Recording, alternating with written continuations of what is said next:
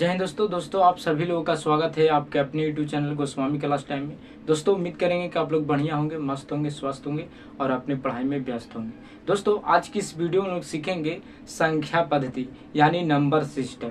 ठीक है, यानी इस नंबर सिस्टम में जितने भी संख्या आते हैं उन सभी संख्या का परिभाषा और उदाहरण जानेंगे। ठीक है, जो कि एग्जाम में जो है दोस्तों आपको सिर्फ परिभाषा ना पूछकर एग्जाम्पल पूछा जाता है और आप लोग घबरा जाते हैं उसको आंसर देने में। ठीक है, तो हम आपको अगर परिभाषा समझा देंगे तो एग्जाम्पल जो है आसानी से आप पकड़ लीजिएगा। ठीक है, अब बना दीजिएगा।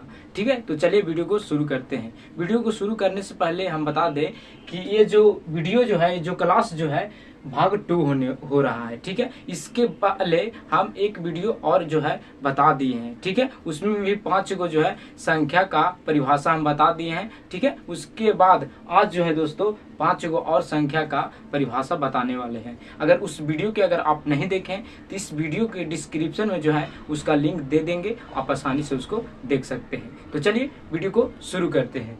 दोस्तों सबसे पहले हम लोग जानेंगे सम संख्या, फिर जानेंगे विषम संख्या, फिर जानेंगे सम अभाज्य संख्या और उसके बाद फिर जानेंगे परिमेय संख्या और फिर जानेंगे अपरिमेय संख्या, जो कि सारा एग्जाम में जो है दोस्तों इसको पूछा जाता है। ठीक है, तो इसको बढ़िया तरीका से आप कॉपी में लिख सकते हैं स्क्रीनशॉट कर करके। ठीक है, नहीं तो हम ऐसा बता देंगे ताकि आपको लिखे की कोई जरूरत नहीं है। आप 1-2 बार वीडियो को देख लीजिएगा तो आप समझ जाइएगा। ठीक है, तो चलिए देखते हैं। पहले समझते हैं सम संख्या। कौन संख्या?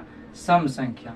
यानी सम संख्या किसे कहते हैं? तो दोस्तों वैसा संख्या जो 2 से भाग देने पर पूरा विभाज्य या कट जाता है, उसी को हम लोग सम संख्या कहते हैं। सम संख्या उसे कहते हैं जो 2 से भाग देने पर जो संख्या होता है, चाहे तो विभाज्य कहिए चाहे तो कट जाए। ठीक है, उसी को हम लोग सम संख्या कहते हैं। जैसे में देख लीजिए, जैसे में 2, अगर 2 से 2 में भागा देंगे तो 1 मराती कट जाएगा।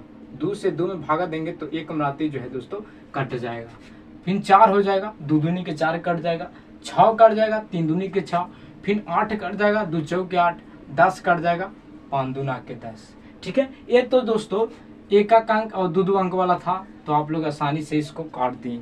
लेकिन आपको बहुत सारा अंक दे दिया जाए और उसको पूछेगा कि 2 से विभाज्य होगा, उसको कैसे पहचानेंगे कि 2 से कटेगा या नहीं। तो दोस्तों एक ट्रिक बताते हैं जो आप याद रखिएगा। ट्रिक क्या? ट्रिक 2 से कटने वाला के लिए ट्रिक हम बता रहे हैं कि जिसको अंत में अगर 0 रहे, 2 रहे, 3 रहे, 3 न रहे, 4 रहे, 6 रहे, 8 रहे, वो जो संख्या होगी वो 2 से विभाज्य होगी, यानी 2 से जो है वो कट जाएगा। ठीक है, जिसको लास्ट में कुछ रहे 0 रहे, 2 रहे, 4 रहे, 6 रहे, 8 रहे, वो 2 से जो है विभाज्य हो जाएगी। जैसे में देख लीजिए, अगर कितना बड़ा अंक रहे, ठीक है, और उसके लास्ट में खाली देखना, देखिए इतना बड़ा अंक है, इसको लास्ट में कितना है? 2 है, तो समझ जाएंगे कि 2 जिसको लास्ट में आ गया समझ जाएंगे कि 2 से जो है विभाजित हो जाएगा। ठीक है, तो उम्मीद करेंगे कि आपको सम संख्या जो है समझ में आ गया। ठीक है, अब जो दोस्तों दूसरा जो है वो है विषम संख्या। विषम संख्या जो है सम संख्या का उल्टा है। देख लीजिए परिभाषा से, कहता है कि वैसी संख्या जो 2 से भाग देने पर पूरा विभाज्य नहीं होती है। ठीक है, उसमें क्या था कि 2 से भाग देने पर पूरा कट जाए या विभाज्य हो जाए। ठीक है, बात सेम है। इसमें कहा है कि इसमें 2 से भाग देने पर पूरा विभाज्य नहीं होगा, तो समझ जाएंगे कि ये विषम संख्या होगा। ठीक है, जैसे एग्जांपल में देख लीजिए, जैसे कि 1 2 से कटेगा, नहीं कटेगा। 3 2 से नहीं कटेगा, 5 भी नहीं कटेगा, 7 भी नहीं कटेगा और 9 भी नहीं कटेगा। ठीक है, तो हम समझ जाएंगे कि कौन संख्या है? विषम संख्या है। ठीक है, जो 2 से भाग देने पर नहीं कटे उसे विषम संख्या, और जो 2 से भाग देने पर पूरा कट जाए उसको हम लोग सम संख्या बोलेंगे। ठीक है, तो उम्मीद करेंगे कि विषम संख्या भी आप समझ गए। ठीक है, तीसरा आता है सह अभाज्य संख्या। कौन संख्या? सह अभाज्य संख्या, जो एकदम VVI है। क्या है? VVI है, जो कि क्लास 10th के जो एग्जाम होता है उसमें 1 नंबर के ऑब्जेक्टिव में जो है दोस्तों पूछा जाता है। ठीक है, तो इसको अच्छा से देखिएगा। परिभाषा क्या है कि वो ऐसी संख्या जिनका मासा को हम लोग HCF बोलते हैं। ठीक है, मासा जो होता है वो 1 होता है, यानी HCF जो होता है 1 होता है, उसको हम लोग क्या बोलेंगे, सहअभाज्य संख्या बोलेंगे। ठीक है, जैसे देख लीजिए 12 और 13। ठीक है, ये तो 12 13 जानेंगे कि 12 13 नहीं, देखिए इसको मासा पहले निकालेंगे। जैसे कैसे मासा निकालते हैं तो देख लीजिए, ऐसे 12 से 13 में भागा देंगे तो 1 मराते लगेगा तो 12 उतरेगा। देखिए 13 में से 12 जाएगा तो 1 बचेगा और 1 से कट जाएगा। अब देखिए 12 के यहाँ पर उतारेंगे तो 12 मराती क्या हो जाएगा, कट जाएगा। तो देख लीजिए इसका मासा कितना हो गया, 1 हो गया। इस तरह से आप जांच करके एग्जाम में जो है दोस्तों चेक कीजिएगा कि किसका मासा 1 आता है। जैसे कि 8 और 15 के अगर HCF यानी मासा निकालेगा तो इसका जो मासा आएगा 1 आएगा। ठीक है, तो एग्जाम में आप जांच कीजिएगा, इसे निकाल के मासा निकाल के अगर जिसको मासा 1 आ जाएगा तो आप टिक मारिएगा को सहअभाज्य संख्या होता है। ठीक है, उम्मीद करेंगे कि ये भी आपको समझ में आ गया। ठीक है, आप दोस्तों परिमेय संख्या जानेंगे।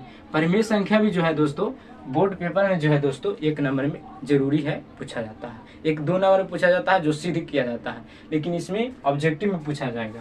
तो परिमेय संख्या किसे कहेंगे, वैसी संख्या जो P/Q के रूप में रहता है एवं उसका पूरा वर्गमूल हो जाता है।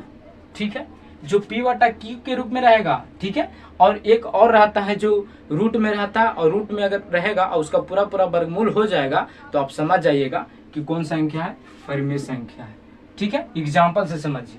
जैसे कि 3/2 देख लीजिए P/Q के रूप में है कि ना है, तो कौन संख्या हो जाएगा, परिमेय संख्या हो जाएगा। जैसे कि अगर रहे 3 भी खाली रहे ना तो इसको नीचे एक छिपा हुआ रहता है, तो 3 भी जो है वो कौन संख्या, तो परिमेय संख्या।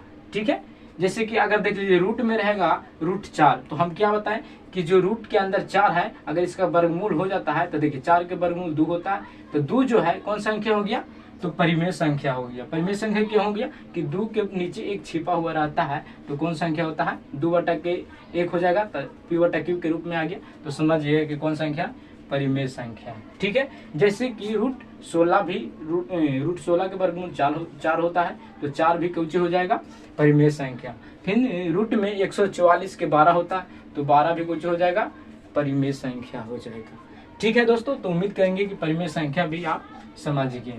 ठीक है, तो आखिरी जो है 5वां जो है वो है अपरिमेय संख्या। कौची, अपरिमेय संख्या। परिमेय संख्या का उल्टा जो होता है अपरिमेय संख्या होता है। ठीक है, जैसे कि परिभाषा समझिए कि वैसी संख्या जो P/Q के रूप में नहीं रहता है, P/Q के रूप में नहीं रहता है लेकिन परिमेय संख्या में रहता है।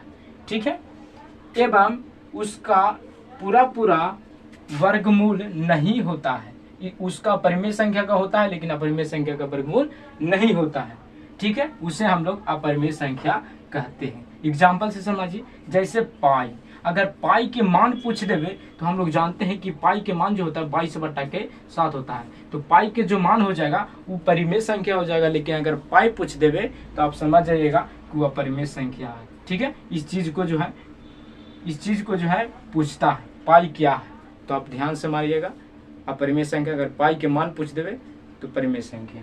ठीक है, जैसे कि देख लीजिए ऐसे रहेगा 1.211, फिर रहेगा 2, फिर 11 3 गो रहेगा, तो समझिएगा कि अपरिमेय संख्या है। ठीक है, ऐसे रहेगा 3 प्लस के √21 रहेगा, तो ये कौन संख्या हो जाएगा, अपरिमेय संख्या हो जाएगा। देख रहे हैं इसको वर्गमूल हो रहा है, नहीं हो रहा, तो जिसका वर्गमूल नहीं होगा रूट के अंदर तो आप समझ जाइएगा कि वो परिमेय संख्या होगा। अगर जिसका वर्गमूल हो जाएगा परिमेय संख्या हो जाएगा। ठीक है, तो उम्मीद करेंगे कि ये 5 जो है, और एक क्लास में और था 5, यानी 5 5 10 हो गया। अगर उस वीडियो को नहीं देखें तो आप देख लीजिएगा, आपको क्लियर हो जाएगा। ठीक है, तो उम्मीद करेंगे कि आपको ये सब वीडियो जो है आपको अच्छा लगा। अगर वीडियो अच्छा लगा तो चैनल को सब्सक्राइब कीजिए, क्योंकि इसी तरह का वीडियो जो है आपको मिलता रहेगा। मिलते हैं अगले वीडियो में, धन्यवाद।